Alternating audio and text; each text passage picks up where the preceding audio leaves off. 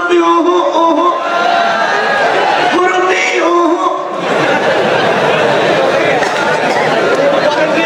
আচ্ছা আমি দেখছি এইটা এটা চলছে, বেশি দেওয়ালি আবার গলা বেশি যেতে পারে। আচ্ছা মুরব্বী কষ্ট করছে, ওনার কষ্ট না দিয়ে আমরা একটু এগিয়ে আসতে পারি না ভাই? চাচ্ছে সামনে একটু এগিয়ে আসতে পারি না?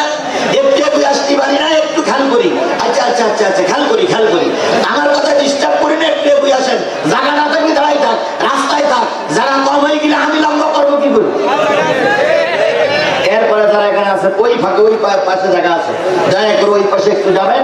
যারা স্বেচ্ছাসেবক আছেন আস্তে করে, কোনো অমূল্যায়ন হয় না, কোনো যেন অপমান হয় না। আজকে দেখেন একটা জিনিস ভাইরাল হয়েছে, সেটা হচ্ছে বিএনপির দুই নেতা এখানে বক্তব্য দিয়েছে।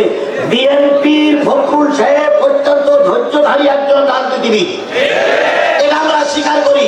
কিন্তু উনি একটা জনসভায় যেতে গিয়ে ওনার এক কর্মীর একটা থাপড় দিয়েছে, দেখেছেন আপনার? ওনার এক কর্মীর একটা থাপড় দিয়েছে। অবশ্যই উনি রেগে যাইয়ে দেন নাই, হয়তো কোনো বিশৃঙ্খলা করেছে না, বিয়াদবি করেছে। এখন এই থাপড়টা গোটা দেশে ভাইরাল। তাতে করে বিএনপির ওই নেতার ভাবমূর্তি কি বাড়তেছে না কমতেছে? কমতেছে।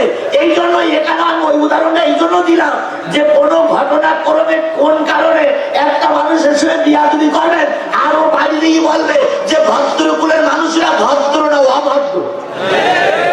এই জন্য আমরা গায়ে মাথায় হাত ফুলিয়ে তাদেরকে জায়গায় নিয়ে যাওয়ার জন্য চেষ্টা করি। নতুবা আপনি করবেন ভালো, হয়ে যাবে সেটা উল্টো।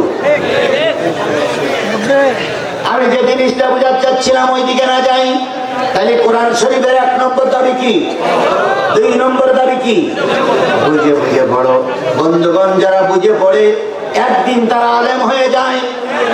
আপনি একজন জেনারেল লাইনের মানুষ, প্রতিদিন একটা দুইটা করে আয়াত বুঝে পড়ুন, প্রতিদিন একটা করে হাদিস পড়ুন, দেখবেন 10 বছরের মাথায় দিয়ে আমাদের